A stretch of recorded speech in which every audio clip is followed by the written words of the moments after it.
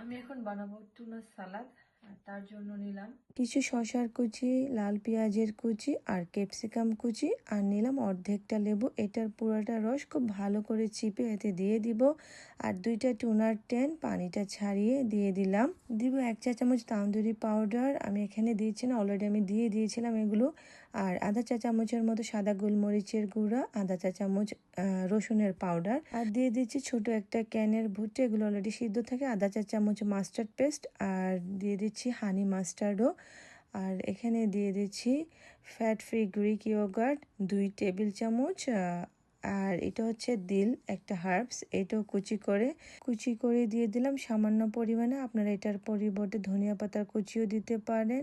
আরও 1.5 টেবিল চামচ ইয়োগার্ট দিয়ে দিলাম সামান্য পরিমাণ লবণ। এখন একটু খেয়ে দেখছি কেমন হয়েছে। খুবই মজা হয়েছে।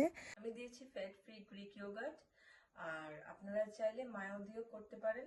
কেউ যদি ডায়েটে থাকেন, ডায়েট করতে চান, তখন আপনারা এরকম ফ্যাট ফ্রি বা আমাদের দেশে যেটা টক দই থাকে পানিটা ছেঁকে আপনারা এটা দিয়ে করতে পারেন।